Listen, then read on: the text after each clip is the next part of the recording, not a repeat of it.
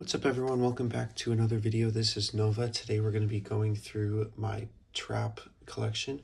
So for the opening today, we're going to be using this card Flame Portal. It benefits Pyrus and it features Scorpion on the card art. So we will start this opening with Darkus. Firstly, we have this guy. I don't know what his name is.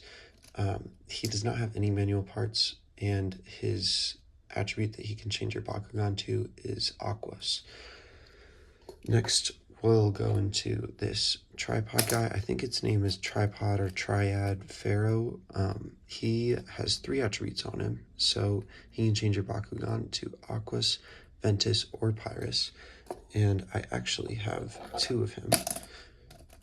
So, Darkus done. Now we'll go into Chaos. Firstly, we have this other tripod guy. This is my last one.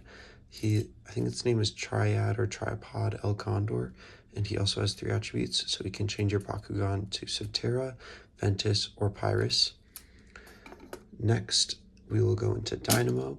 He is, I think his name is Volt's. He's Volt's Bakugan trap in the first arc of New Vestroia, his complement to Brontes. And this one also has 3 attributes on him, but he has all these little guys, these drill foot bits that are all manual parts, but he has 3 attributes. He can change your Bakugan to Aquas, Pyrus, and Ventus, if you can see that. I like how he stands. He's pretty big. Next, we have this guy. I don't know what its name is. It's very similar to Hexados, who is Gus's Bakugan trap in the first arc, but this guy is not featured in the show, so I don't know what its name is, but it can, all of these heads, these 6 heads are manual parts, but it also has 3 attributes. So it has Aquas, Subterra, and then Pyrus that it can change your Bakugan to. And our last Chaos is this Scorpion. This one is a little discolored in some spots. I don't know why, but he can change your Bakugan to Aquas or Pyrus. Great to have a Scorpion. Next, we'll go into Ventus. This is my other Scorpion.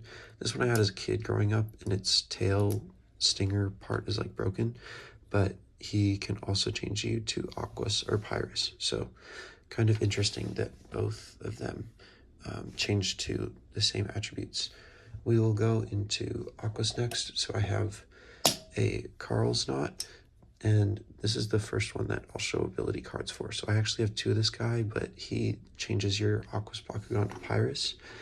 And the cards that I will show off for him are Reverse Plurality and Call of the Hex. So this one is like a coin flip, and it gets you 100 extra Gs if you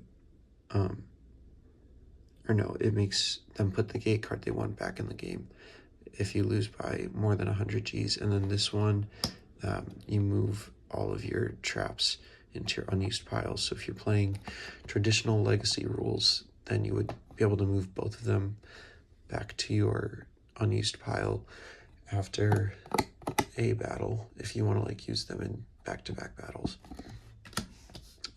Next we will, I have 2 of this guy, but this one's broken, so half of him doesn't close. Next we have an Aquas Metal Fencer. He can change your Bakugan to Subterra or Darkus. He's got all these little foot parts. The only manual part on Carl's Knot is the little horn thing he has, but the Metal Fencer also has this stinger. I also have 2 Subterra Metal Fencers. One of them is from Japan. I'm not going to open their parts. This one's the American one, and then this one, I don't know if I'm going to try and focus it there, but I hope you can see that. It has a faded metal guard on it. So really, really cool to have a Japanese trap. Next, we have a Pyrus Metal Fencer. So the last one, he's Subterra and Aquas. I think this guy's Pyrus and Aquas, and that's the same for both of them.